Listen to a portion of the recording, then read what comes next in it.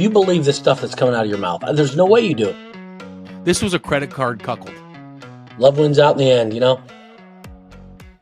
All right, ladies and gentlemen, welcome back to the Casey on Tap podcast. Today is Thursday, September the 5th of the year 2024, episode 18. And folks, your dedication has paid off. Your commitment to this platform has paid off. We have reeled our first Marlin into the boat. A man right here who needs no introduction, but by God, I'm going to give him one. You're looking at a former top 100 lineman in the United States of America in high school at Massillon Perry right down the road. You are looking at a all Big Ten, All-American, captain of the Scarlet and Gray, lineman drafted by the Chicago Bears in the 7th round, pick number 247 overall. He has spent time with the Broncos, the Dolphins, the Bengals. Ladies and gentlemen, Kirk Barton, welcome to the show. Man, it's great to have you. Thanks for having me. Appreciate you. How was that intro?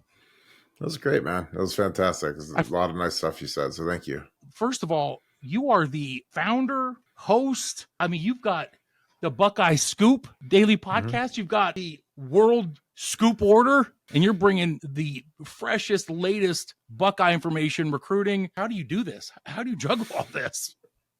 Yeah, I mean, I work a day job, and I do that, and I'm also on the phone a lot trying to get information for the show each day. I talk to sources throughout college football, throughout Ohio State, throughout the NFL to get some information to talk about, see what's going on in the program. We do a nightly show at 7 p.m. live every day. We did it, I think in the last 6-7 months, we've probably missed 5 days total, maybe 6. And we go Christmas, we go New Year's Eve, we go Labor Day, Memorial Day. So we grind, we work hard. Again, we're proud of what we do. And we've got the number one Ohio State podcast by, it's not even close anymore. Our ratings are incredible. 60 million impressions this year so far. So 60 million. Yeah, and that's something that it comes from a lot of sacrifice, a lot of hard work, and also it's something that we put a lot of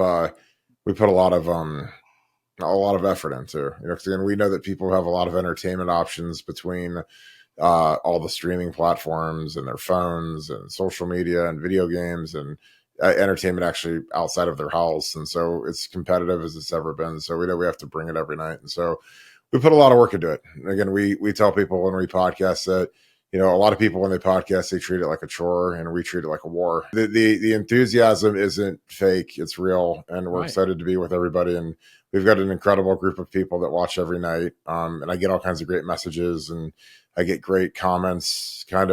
I don't want to say it's everywhere I go, because a lot of times I can go out and eat in peace, but I'll randomly have people come up to me at Costco or Best Buy or Twin Peaks or Buffalo Wild Wings or Town Hall or any of our, a lot of those are our sponsors, and we go hang out there, and people love the show, and it's flattering, and we never take any of them for granted. So we work hard to try to maintain, a focus on providing the best content in the game, which we do right now. Someone like you, Kirk, I mean, you were in the trenches, man. So you redshirted 2003.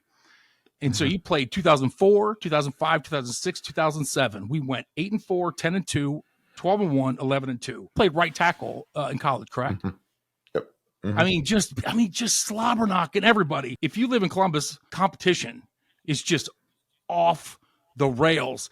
But the name Kirk Barton is going to be front and center. Yeah, Nevada Buck and I are the co-founders, and we're the owners of it, and we're the guys that podcast every night. So yeah, it's Nevada Buck and I, and we're like I said, we've become a force of nature in the podcasting space, because again, we made it something that we turned it into a war, and we want to win it. And I know people think that might be a little serious, and again, I'm not trying to be offensive to any actual combat veterans, because again, I understand there's real war. Right. So again, it's something that rhymes, and it's kind of the mentality. Again, like Woody Hayes, I mean, they called it the 10-year war between Woody and Bush and Beckler. Woody was the guy that was in the Navy and a historian, so he didn't mean, there's no disrespect there, but that's kind of just our mentality and how we do things. But not at all. Yeah, I know that there are a lot of people that don't like us, and again, it's people that generally are behind us, in terms of competition. So again, they're not relevant. So it doesn't, again, I know that the higher you get up the food chain, exactly, the more people are going to like you. If you're the president of the United States, if you're Ryan Day, if you're Jim Tressel, Urban Meyer, Elon Musk. There's always going to be people that are dissenters, and that's why, like, I don't.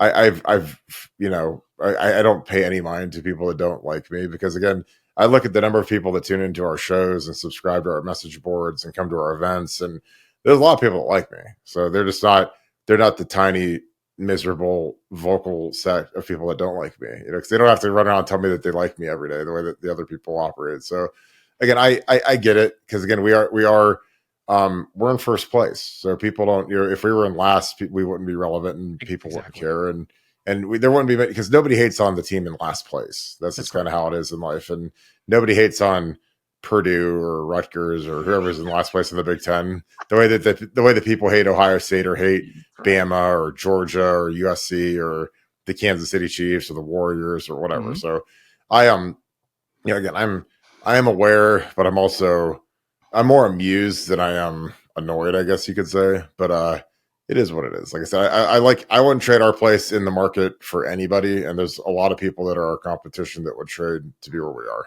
Kirk, you are a big-time former player. I mean, most people do not understand what it's like to be on that field. I mean, hell, you were on the field. You were 4-0 against Michigan. Mm-hmm. You got 4 pairs of golden pants, right? I coached for 3 years as a grad assistant, so I actually have 6 pairs. But I actually lost in 20. Please, I lost, but I lost. I'll also say that I did lose one as a coach. I lost in 2011 when we fired Jim Tressel and had Fickle. So so full transparency, but it's harder for me to count the losses as a coach, just because when you're a graduate assistant, you have so little impact on the game. Like I always tell people, like, if you're on the coaching staff and they could leave you at home and it would have no impact on the game, then I don't know how important you are on game day. So, but again, that did count as a loss. So we were 6 and. Well, okay, I mean, I know, but the gold pants are special, especially when you're a kid that grew up in Ohio in the 90s, and you didn't have much success in the 90s, and you watched a lot of your heroes die on the last Saturday in November, like Orlando Pace and Eddie George, and a lot of those guys in their senior years, when they seemed like they were invincible, they were mortal against Michigan, and they lost. And it was something that it was depressing, and it was something that you grew up with. And there were a lot of people in Ohio that loved Michigan because Michigan was good. Again, it's the same reason why I see kids in Ohio that wear Golden State Warriors jerseys. Like they don't even know where Golden State is on a map, but they've been a dynasty for 10 years or whatever. So I was proud to buck the trend of Michigan beating us every year and ruining our Thanksgivings by beating them 4 years in a row.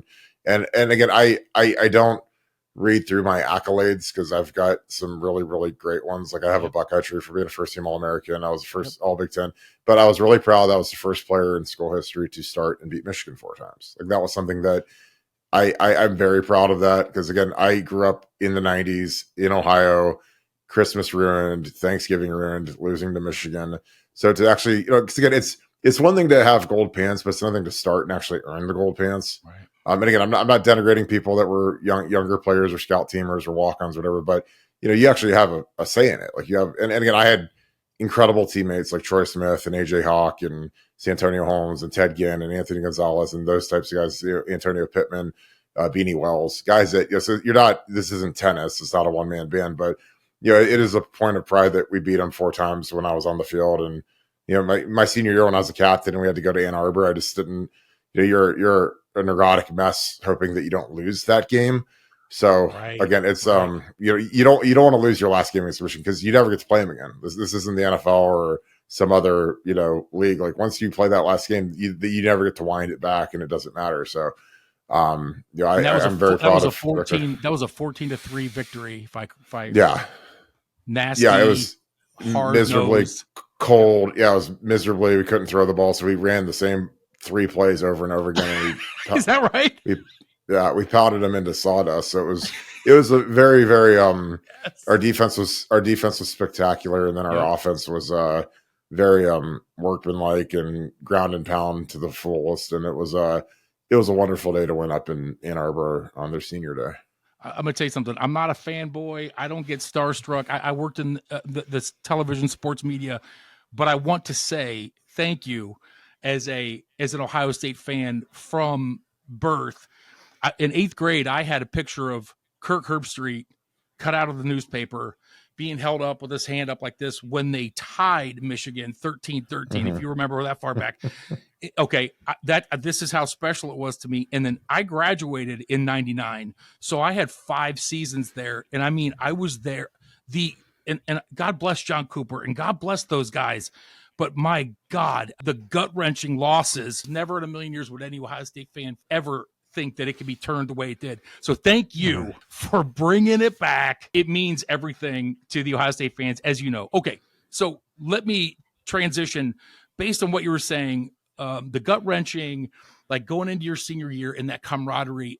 Let's talk about the state of college football now and your thoughts on the NIL, the transfers. Are we going to lose the luster over time? How important that game is? What are your thoughts on that?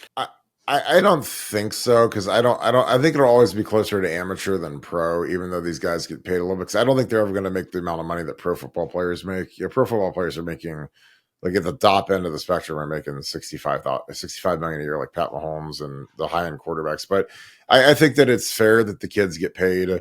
The way that the television revenues have exploded with the streaming services like Apple and Amazon, and they're all entering into negotiations to try to buy the rights to the college football playoff, the Big Ten, Fox. Obviously, these new TV deals are astronomically higher than they were 10 years ago, 20 years ago, Right. because the thing that people know is that live sports are the last of the Mohicans where you can actually make ad revenue. You can actually put commercials and people watch, because nobody wants to watch an Ohio State game taped. Now, there's some people that have to because of work or whatever, but you want to watch it live. You want to know what's happening. Like once the game's over, you might go back and rewatch it just if you're bored. There's nothing else to do, but there's nothing like live sports. Like people, the Kansas City Chiefs and the Ravens play tonight, and people watch the game live because it's an NFL game. But like, do I want to tape it and watch it in 2 weeks? Probably not.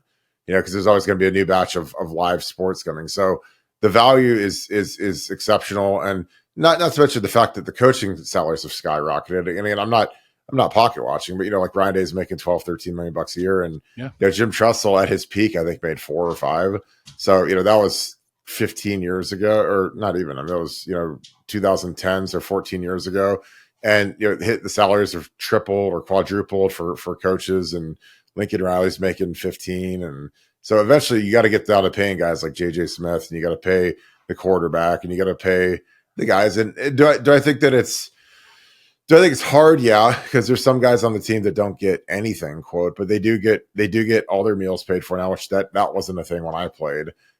They feed these guys every day, breakfast and lunch, which is a lot. I mean, and basically you have like a nice meal, and you never have to go to the grocery store anymore. And you could take food home. Like that was a new thing. So that's a humongous drain on the budget for the athletic department, especially feeding the football team. But I think the transfer portal is good, because now there's a double-edged sword, because there's some kids that make impulsive decisions that are dumb, and end up trying to they end up trying to make a transfer decision. They don't end up anywhere. But it makes coaches have to act a certain way, because coaches can't just bury you on the depth chart and know that you're kind of stuck and treat you like trash when you have an out clause. Because again, these coaches, they leave at the drop of a hat. They leave over, a new position getting offered, or a different coaching job getting offered. So, the coaches have always been transient. Now it allows the players to be transient. So I think that they probably have to cut it down to 1 transfer portal a year instead of 2. Right. But that's just my opinion. And again, I know a lot of these kids, they get frustrated. They get buried, or you bring in a kid in front of you in the portal, and then you can't play. And and for some of these kids, I never fault the kids for wanting to go somewhere that might be more suitable for their talents. If they're not good enough to play at Ohio State, but they can go play at Akron, that's great. I mean, I'd rather they go get to live out their dream and at least try to play in the NFL, as opposed to just be buried for their whole career and then never really play and never have a shot. So I never fault a kid for leaving who's trying to compete and play, because there were guys I played with that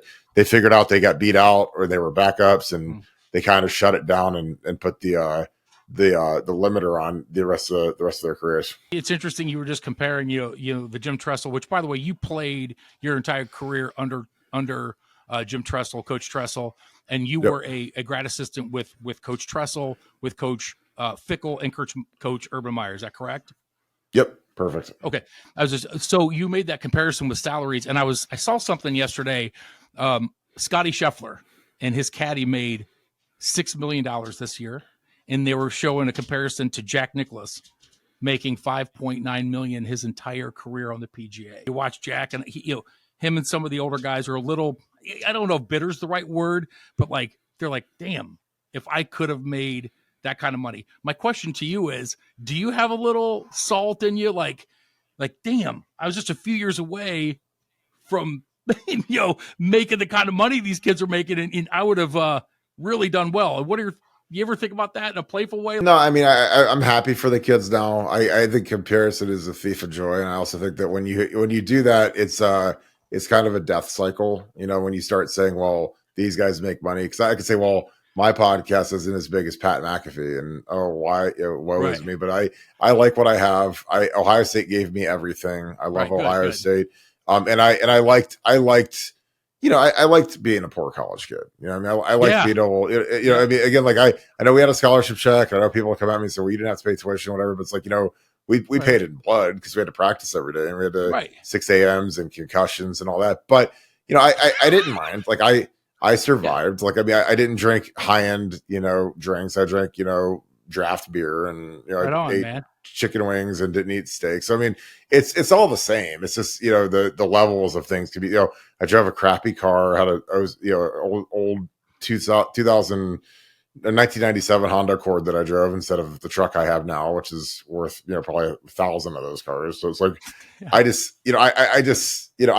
like that. I'm happy for the kids now, but again, I didn't struggle. My life was great, and college was great, and Ohio State was great, and I was fine with it. Like, I mean, I didn't mind it, and I was happy to have what I had because I had a great experience, and I was lucky to go there and got my school paid for. But again, our offensive coordinator made $300,000, and now the offensive coordinator at Ohio State makes almost $3 million. So his salary has gone up tenfold. And is Chip Kelly that much better than Jim Bowman? Yeah, I mean, I'm sure he's better, but is that same position worth 10 times as much, 14 years later? I mean, there's not many positions in society that have gone up at the rate of coaching salaries. And again, it's not pocket watching, but it's just honesty. And again, the biggest reason is because of the TV revenue. The TV revenue skyrocketed. The cost of tickets has skyrocketed. The game has changed. So again, at some point, you got to break these kids off something, because people, they don't buy Ryan Day jerseys. They buy JJ Smith jerseys and Trey Henderson jerseys. And, and again, and a lot of these companies have the opportunities to have these guys as spokespeople. And, some of these guys are making some, 7 figures, which I think is great. Again, this sets their families up. It really defrays the cost of going out. And again, I think that there isn't a school in the country that's benefited more from NIL than Ohio State, because, if you want to give some of these kids a chunk of change in NIL, then all of a sudden it doesn't matter if you're not in South Florida or you're not in Georgia, because you can pay for the tickets, you can rent a house, you can have your family up here. Like it defrays like a lot of the things that used to be tougher. And plus, a lot of the Southern schools would pay these kids anyways under the table and do the bag man thing. And we wouldn't do that. So we would lose on these kids. But now it's a level playing field, which again, Ohio State assembled the greatest roster maybe in college football history this year.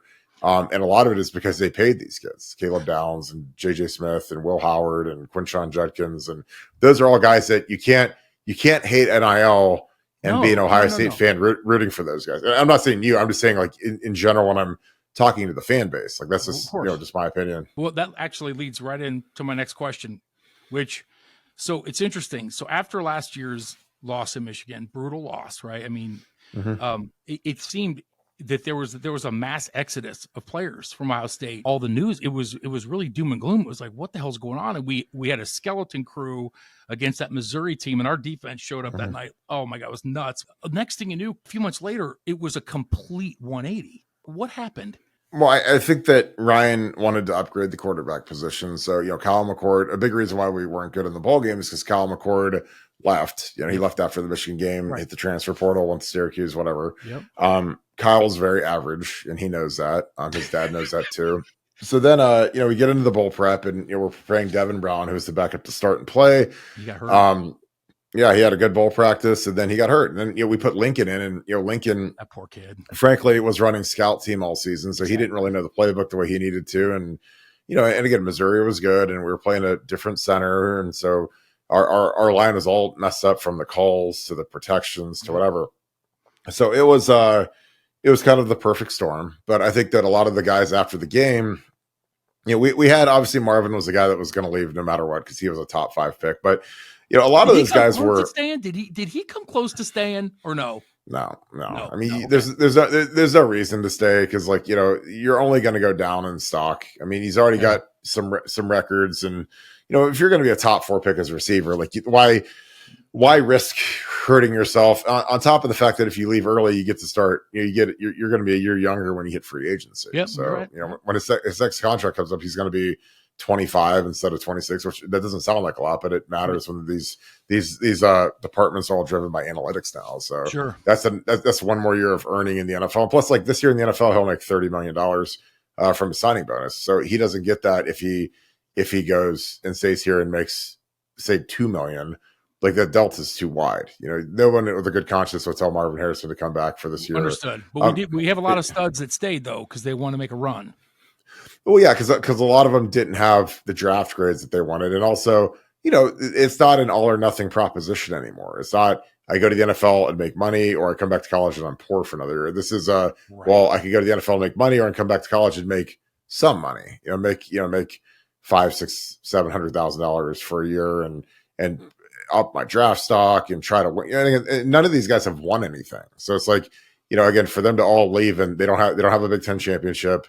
They don't have a national championship. Most of them hadn't made first team All-Americans, so they don't have a Buckeye tree.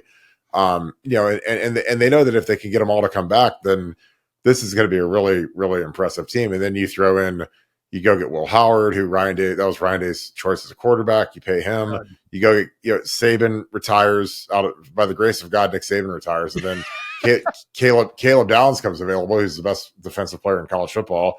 And then you got Julian Sain, who's a freshman superstar quarterback. I mean, this roster just filled out beautifully. Quinshon Judkins wants to hit the portal. How about this wide receiver, this freshman? Yeah, JJ. I mean, JJ was in the fold, and JJ is a kid that his cousin is Geno Smith from the Seahawks, so he's been around the NFL and he knows kind of the strategy, and he's got a really good team around him, and he's just he's a different kid. JJ's he's a kid that's going to be, he's all football. And, again, that's part of the reason why you kind of want Marvin to leave, because they play the same position. And, you want JJ to play and Carnell and Emeka, and you only got one football and you only got 3 receivers that are out there usually. So losing Marvin was almost not a loss, because you fill it with JJ and you keep JJ happy, which is good. But yeah, like I said, the team it's really impressive right now. And again, I think they'll take a big step this week versus Western Michigan. A couple more questions, if you don't mind. Sure. Is that cool? Yeah, of course. So the big piece, there was a big piece on ESPN.com recently, the $20 million team. I'm sure you saw that.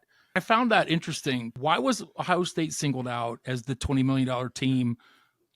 I imagine a lot of programs pay that much. Do you think there'll be a day where we can all just kind of look up hey, this team, here's what they're paying? And I think that the reason why they singled Ohio State out is, one, Ohio State generates a lot of clicks. So there's a lot of clickbaits when you've got Ohio State as a $20 million team. And two is our athletic director said it.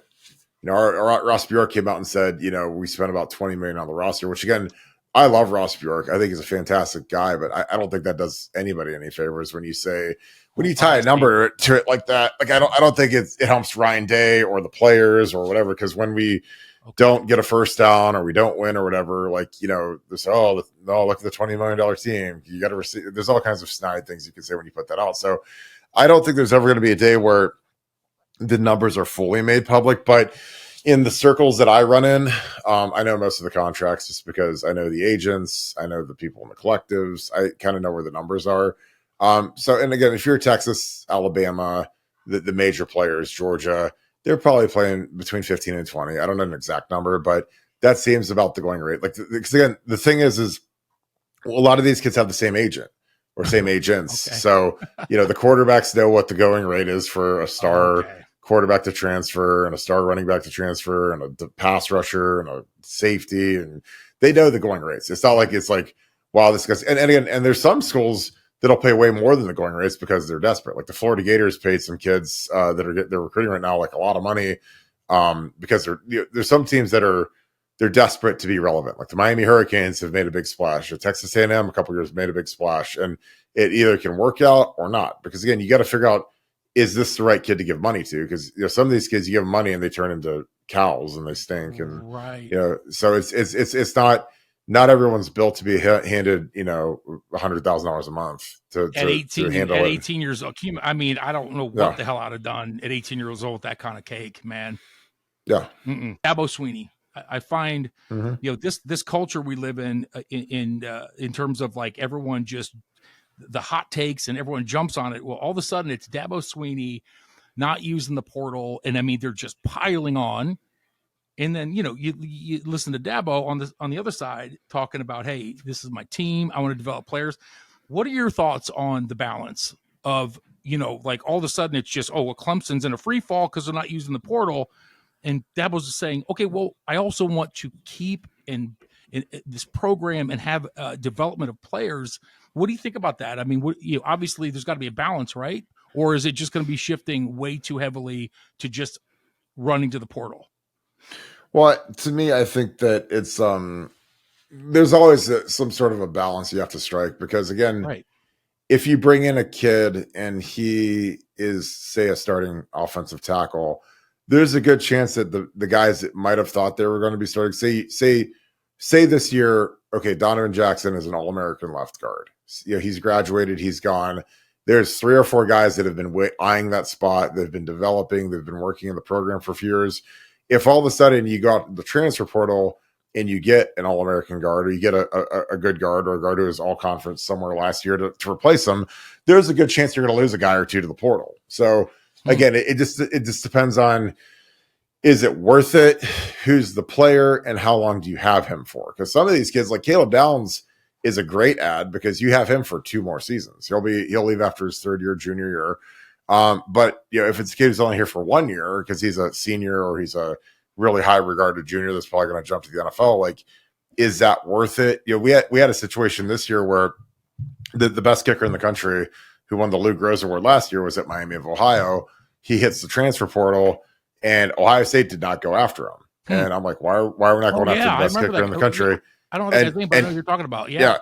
And he ends up going to Alabama. Oh, now, come on. Ohio State has, they've got a good kicker. He's good. I don't know if he's good as this kid. He didn't win the Groza Award, but this kid's got, Jaden Felding has, I think, 2 or 3 years left. So is that the calculation? Because you have a guy who might not quite be as good, but he'll be here for 2 or 3 years, versus a guy who's the best kicker in the country last year, but he's gone after this year. He's a senior next year. So again, there's a lot of stuff you have to think about when you are doing the portal, because again, if you bring in somebody, you're probably going to lose at least 1, if not 2 players, because you're going to upset people. And again, you have to really analyze the character of the kid, and you're probably going to have to pay him. So there's a lot of metrics, because, if you bring in a kid who's cancerous and you pay him a bunch of money, that's a disaster for your culture, as opposed to, paying the kids that have been here and developed and whatever. But if a kid is demonstrably better, like Quinshon Judkins was the best running back in America last year, and he wants to come here, like, you just kind of figure out a way to make it work. And Trey Henderson said, hey, I'd be fine to split time with him and let's go win a championship. And like, Trey had the greatest mindset ever, because he's like, yes, let's tread on my tires if you guys aren't running me into the ground. And 17 game season is a long season. So, but again, not every kid's like Trey though. I mean, so you got to figure out what's the right balance and who are you going to upset? Because that's the thing, is every time you bring someone into the team, like, you're going to upset somebody, whether they find out they're making a bunch of money or whatever it is. So that's kind of where I'm at with the portal. But so it's not, there's no blanket answer where it's like, I take 70% of my guys from the portal, 30 from recruiting. It just depends on, where do you want to go? And again, the portal, it is great because kids, they've proven they can play college football. If we're looking at them, it's generally because they're starters somewhere. Mm-hmm. But, you're going to have them for less time than if you bring in a true freshman and you either play them for 4 years, or you redshirt them and you have them for 5 years, or whatever. So it's a balance. Again, you'd like to develop guys, especially at like offensive line, but we had to go out and get a transfer portal center this year, a transfer portal left tackle, and it's worked out pretty well. How about Connor Stallions? How about the sign stealing on Netflix? He showed up. They got, their win-loss with the same players went, it was, they were 600 or 700 team, and they turned into like a 95% winning team. They won like 950 win percentage. So I mean, what he did was completely illegal. Like there's no two ways about it. I mean, the way he advanced scout, the way he paid people to tape the signals, to send them to him, and then he studied them, and then he made cut ups, and he learned it, and then he taught it to he was able to decipher runs and all that to the guys on the sideline, and then they would call their plays on him. That is completely illegal. Okay. And again, Michigan should get sanctioned into the Stone Age. And I think, from the guy we talked to, they're to the point now where they're negotiating and they're going to try to settle, and they're going to get a multi-year bowl ban. They're going to get sanctions. They're going to lose. They're going to vacate wins. It's going to be bloody. It's going to set them back. And again, it's because they knew what they were doing was wrong.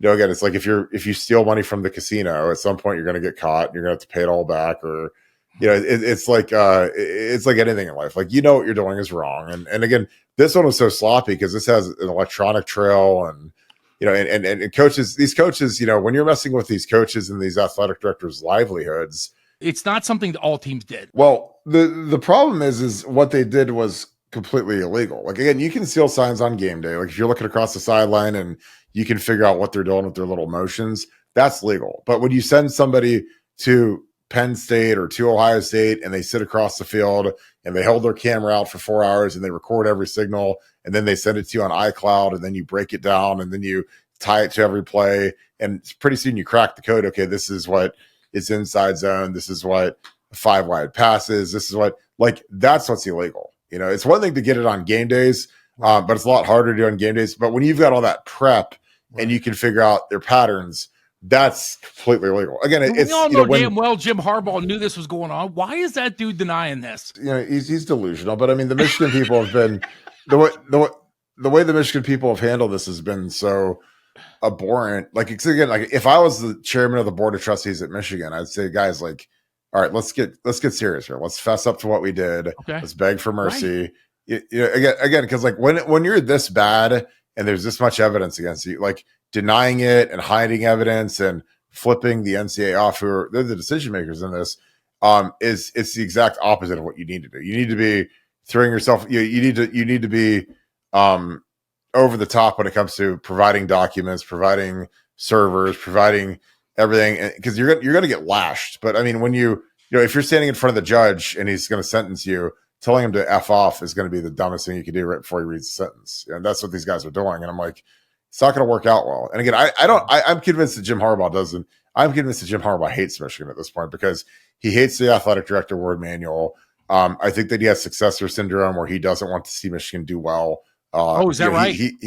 I just, him and the athletic director hate each other as much as any two human beings on the planet. So again, I don't think he's dying for Michigan to be fantastic going forward. I think that he wants them to crater, and because then people will revere him even more as the good old days when he was there and they won the national title, the fake national title. And for a defending national champion, it does feel kind of hollow, and they all jump ship. So they come to Ohio State, and we'll wrap it up. Mm-hmm. The Ohio State schedule this year, but they come to the shoe, and hopefully there'll be some payback, right? We need to get that one straightened out. Their team is abysmal on offense. The defense is decent, so I think we'll have a good showing. And again, these kids all came back to beat Michigan, and Michigan isn't anywhere near the caliber that they were last year. And honestly, their head coach is anywhere near as good as Jim Harbaugh was. So I know, right? I think it'll be a reckoning. I think it'll be a good day for Ohio State. We have Akron. We took care of Akron. We have Western Michigan, Marshall, then at Michigan State. They're down. Let me talk to you just quickly about all of a sudden a very tricky stretch here. Mm-hmm. All of a sudden, if the Iowa Hawkeyes now are going to score points, the defense, all of a sudden now we have Iowa, then at Oregon, then Nebraska, but then at Penn State. What do you think about that? All of a sudden, that stretch of the schedule seems pretty daunting. What do you think? I think they'll be fine because they have a bye week after Oregon to get ready for Nebraska, and then at Penn State's always tough, but none of those teams like we'll be favored in every one of those games going forward. So again, you have to beat somebody to get the brass ring and win the Big Ten championship. So Oregon's the one team that has equal talent to us. Nebraska's rebuilding. Iowa can't score on anybody, and then Penn State we've owned Penn State for 8 years straight. I mean, they've beaten us since 2012. They've beaten us one time. True. So in third, so we're like 13-1 versus them. So I don't really sweat those guys because we've owned them so bad that's been crazy. So I think we're in great shape. Again, I think as long as the team stays healthy. Again, the only thing I care about in these games is that we stay healthy. Are you sniffing a Georgia Ohio State natty game, something like that? Yeah, I mean that's pretty chalky. Either Georgia or Texas. It is chalky. It is chalky. Yeah. Do you have any hot takes? Like maybe it's Ohio State. I don't know, Ole Miss or something like that, or no? I think it's going to be Ohio State, Georgia, or it's going to be Texas. I think it's going to be one of those three teams. Kirk Barton, I would be remiss if I didn't ask you for the fans. I mean, you played in the game of the century, that game at home against Michigan. Do you have any fun story? Like, give us something. Give us some fun stories from the field. And the Michigan game was the most hyped game probably in school history because it was the game. It was a 1-2 game, and I just think I remember the anxiety leading up to it, and can't lose this one. And that was one where, like, if we win it, we go to the national championship. If they win it, they go to the national championship. So there's not many games that are like that anymore. There aren't any actually now with the playoffs. So you never have the magnitude of that game ever again at Ohio State. But it was it was a special night. Again, Bo Schembechler died the night before, and we that's right. That's right. We were ready to go, and again we played really hard and picked up our defense didn't play great that night, but we picked them up and we scored 42. Michigan was tough. Their offense was tough. I mean, that was tough, and it was a 3:30 kick. It was I believe the only 3 kick. I mean, it hasn't been before or since. That was wild. Yeah, it was an incredible atmosphere, and it was just it was fun. It was a good night to win. Were you smashing out there? Were you guys was it just crushing, hard hitting out there? Yeah, I mean it was physical. We threw the ball a lot that game because we knew that they like to blitz and disguise their blitzes, and a way to keep them from disguising it is to go empty, which is 5 wide receivers, which we did a lot, and we had never shown that before. So that's right. We kind of got one over on them, and it worked out great. And Troy was magnificent, and he won the Heisman that night, so it was a done deal, and he had the highest margin of victory ever. So it was a great night, though. You're happy for the fans, you're happy for the people that are at the game, people around the state of Ohio that are proud of the team, and that's like one of the best times to be a Buckeyes when you beat Michigan, because you know how much it means to people around the state and around the country that are Ohio State supporters. Ladies and gentlemen, we are going to wrap it up on that incredible high note. God, what a memory. Kirk Barton, everybody. We're talking about the Buckeye Scoop. Kirk, before we go, please, if I'm not plugging it, I mean the daily morning scoop, you've got Around the Oval, you've got Barton in the Bank. Just if I'm not doing it right, let the people know. How can they subscribe? Tell the people how they can connect with you, man. This has been awesome. Yeah, well, we do a nightly show at 7 p.m. on YouTube. So if you watch YouTube on your TV, it's kind of made for that. We do everything in 4K, and it's a great show. We have a lot of correspondence with the fans. People ask us questions every night via super chat. So if you ever have a question you'd like answered, you can send it in, and we'll get it answered for you. But subscribe to us on YouTube. That's our main format. But if you guys like the audio formats and want to do something special, you guys can subscribe on Apple Podcasts, Spotify. Leave us a 5-star review.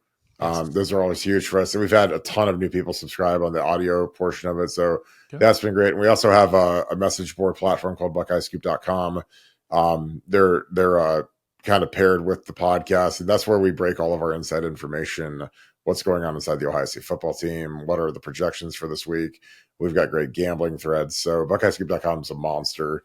I mean, that's where we break everything first. Everything is always on BuckeyeScoop.com before it's on the actual podcast. So, but thank you. I appreciate you having me, my man. Will you commit to coming back on this platform at some time during this season? Yeah, of course. Just let me know when you need me. Kirk, listen, my man, it's been an absolute pleasure to have you. Thank you so much. Hope you have an awesome day, man.